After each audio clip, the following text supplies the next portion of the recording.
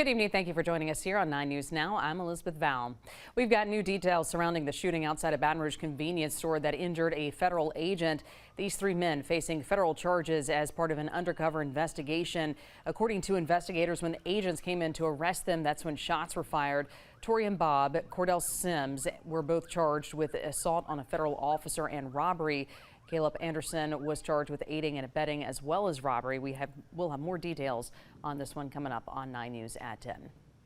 The man accused of intentionally ramming into a Baton Rouge police sergeant, Caleb Eisworth, appeared in court today.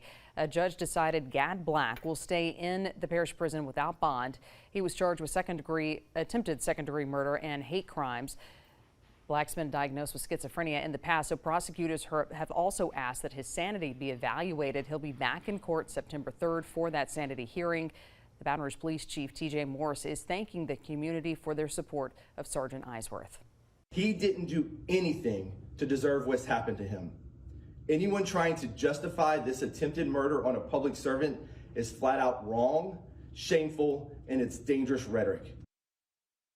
Sergeant Eisworth is still in critical condition, but we're told doctors are still seeing encouraging signs. If you'd like to help support him and his family, a fundraiser will be held at the Baton Rouge Police Headquarters. That is tomorrow from 11 in the morning until 1 in the afternoon. A mural to honor the former Baton Rouge Mayor President Kip Holden will be unveiled over the weekend. The ceremony will be held at the Jewel J. Newman Community Center at 9:30.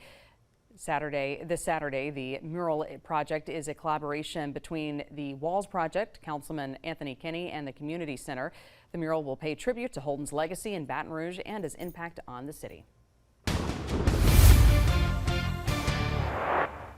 Let's get a check of your weather over to meteorologist Henry Blakes. Henry. Hey, thank you, Liz. Yeah, it's been quite the active day. In fact, the temperature was right near normal at 91 degrees was the high Baton Rouge Metro. That happened about a quarter to noon, and the thunderstorms came down after that, and that quickly dropped us back into the 80s. But the weather is all clear for now. I'm looking at the Capitol building. No rain for the moment in the Baton Rouge area, but we are at 82 degrees.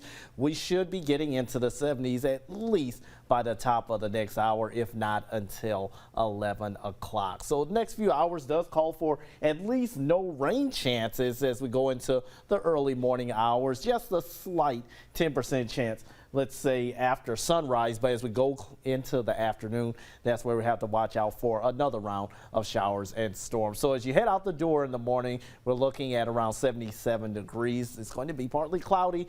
We'll gradually see more and more clouds as we get more daytime heating and instability, and that's going to give us those next chances of rain. The reason we've been so unsettled, here's the upper level low, and you'll notice as we go through Friday, not much movement with that upper level low, but eventually as going to the weekend, we are seeing a trend that should be taken or at least pulled up by the jet stream, getting it out of here, and we could start to at least get back to a typical summer-like weather pattern over the coming days. But for tomorrow across the capital city region, about a 20 to 30% chance of a shower, a late morning shower, but you'll notice during the early and mid-afternoon, 30 to 60% chance of showers and thunderstorms. And remember, these thunderstorms will be capable, like they had today, producing maybe some gusty wind and even some brief heavy downpours. But notice after the lunchtime hour, potentially not as widespread as we had today, but still that's where we have those best chances of rain with that daytime heating during the afternoon and into the early evening. So morning lows are going to be right in the mid 70s. We're back to near 90 degrees before that rain gets here. Once it gets here, you'll be down into the 80s, but you'll notice not much of a change in our weather pattern, maybe more isolated storms in nature by the weekend, but the chances do remain elevated, Liz. Thank you, Henry. Coming up on 9 News at 10, the LSU Tigers still one win away from the College World Series final. It is a close one. The Tigers are currently tied 3-3 against Arkansas in the 9th inning. If the Razorbacks win, they'll play again tomorrow. We'll have more in the recap for you on tonight's game coming up in just under an hour. And remember, our 9 News app is a great way to keep up with all the things going on in your area. So if you haven't already, make sure to hit that download button.